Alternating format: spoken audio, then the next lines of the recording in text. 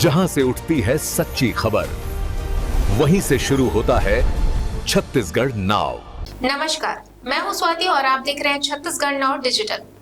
Purunga coal block में अडानी को दिए गए कोल ब्लॉक की जन सुनवाई रद्द करने की मांग को लेकर आज सैकड़ों ग्रामीण जल जंगल जमीन पशु को बचाने के लिए हाथों में तख्ती लेकर नारेबाजी करते हुए रैली निकालकर रायगढ़ कलेक्टर ऑफिस पहुंचे। कलेक्ट्रेट परिसर में नारेबाजी करते हुए ग्रामीणों द्वारा गेट खोलो के नारे लगाए। वहीं ग्रामीणों की मांग है कि जिला कलेक्टर ग्रामीणों से चर्चा करते हुए उनकी मांग को सुने। विदित हो कि रायगढ़ जिले के धर्मजयगढ़ क्षेत्र में अडानी के कोल ब्लॉक की जन सुनवाई 11 नवंबर को प्रस्तावित है, जिसका कि प्रभावित गांव के ग्रामीणों द्वारा पुरजोर विरोध किया जा रहा है। उनका स्पष्ट कहना है कि इस कोल माइंस के खुल जाने से हमारे जमीन और जंगल के साथ ही पशुओं का भी सत्यानाश हो जाएगा और वह जन सुनवाई को रद्द करने की मांग पर अड़े हुए हैं। धर्मजयगढ़ विकासखंड के ग्राम पंचायत तेंदुमुड़ी में नीति शनिवार को आयोजित पेशा कानून के तहत विशेष ग्राम सभा में ग्रामीणों ने सर्वसम्मति से messrs Ambuja cements limited Purunga की प्रस्तावित भूमिगत कोयला खदान परियोजना के विरोध में प्रस्ताव पारित करते हुए आगामी 11 नवंबर को निर्धारित पर्यावरणीय जन सुनवाई को निरस्त करने का निर्णय लिया।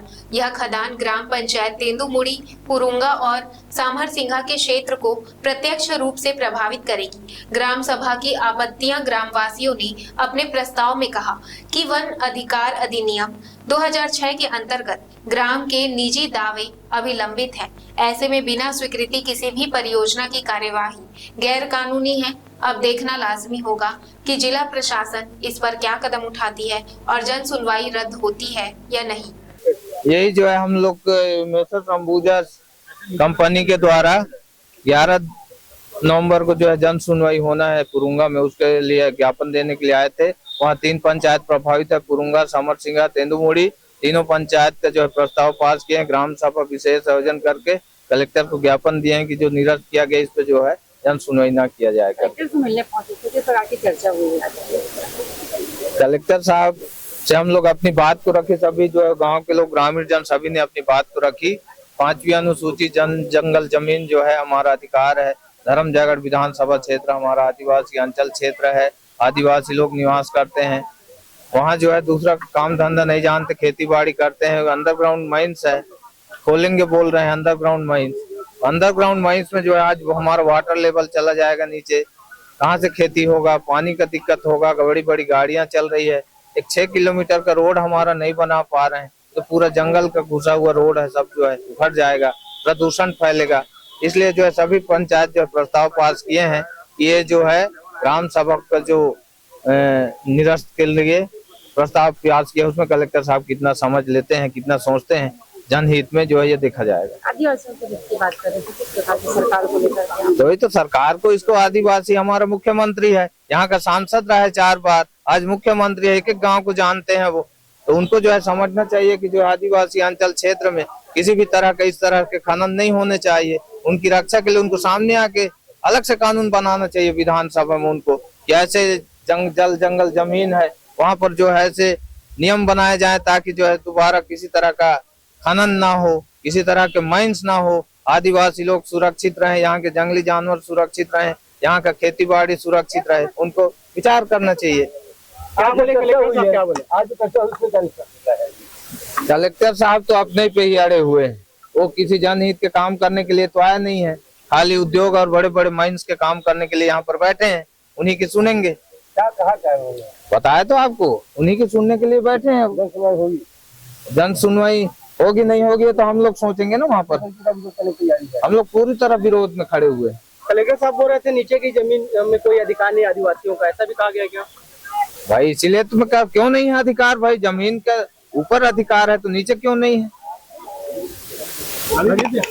हाँ, ये पूरा क्षेत्र जो है ये धर्मजयगढ़ जो है 5वीं अनुसूची क्षेत्र है और खास तौर से ये हाथी प्रभावित क्षेत्र है। अभी यहाँ अंबुजा सीमेंट प्लांट की एक 11 नवंबर को जन सुनवाई का आयोजन किया जाना है। उस जन सुनवाई के विरोध में जो कोयला प्रभावित क्षेत्र के ग्रामीण हैं वो कलेक्टर के पास निरस्त करने की मांग को लेकर व्यापक पैमाने पर यहाँ पहुंचे हैं। और सबसे बड़ी बात यह है कि जो भूजल ये पूरा जो क्षेत्र है यहाँ आने वाले समय में जब अंडरग्राउंड कोल माइंस होगी, उस कोल माइंस में का जो स्थिति ये होगा कि वहाँ पानी का जो भूजल स्तर है वो काफी ज्यादा गिरेगा, जिसकी वजह से आसपास के 10-15 जो गांव होंगे वो काफी ज्यादा उससे प्रभावित होंगे। दूसरी बात यह है कि लगभग इस परियोजना में लगभग 856 हेक्टेयर जमीन की ये परियोजना है। इसमें 80% जो है वो वन भूमि है और लगभग 20 से 25% जो है वो जो क्षेत्र है वो कृषि का क्षेत्र है, जिससे लोगों की आजीविका काफी ज्यादा प्रभावित होगी। ट्रांसपोर्टिंग की वजह से वहाँ प्रदूषण काफी बढ़ेगा, जिससे अन्य जगह जैसे यहाँ टीबी है, दमा है, इस्नोफीलिया है, कैंसर जैसे गंभीर बीमारियां भी काफी ज्यादा इसकी वजह से होगा। अडानी कंपनी को हटाना है बोल रहे हैं, कंपनी को नहीं रखेंगे, हाथी और जीव जंतु को रखेंगे बोल रहे हैं। यहाँ पर कितना जंगल भी कट रहा है आप लोगों? अब हमारे पूरा जंगल कट जाएगा तो हाथी लोग पान पत्थर खा रहे हैं, वो क्या खाएंगे? बोलो ना क्या खाएंगे? जंगल से गांव की ओर आएंगे, जान माल के भी नुकसान होगा, सब कुछ नुकसान हो जा रहा है। अब हाथी भी इसीलिए हाथी बोल रहे हैं कि तू यहाँ को कटाओगे तो आदमी को खा जाऊंगा बोल रहे हो जीव जंतु, इसीलिए हाथी मार रहे हैं सबको, पैसा दे रहे हो, क्या फायदा? क्या चाहते हैं आप?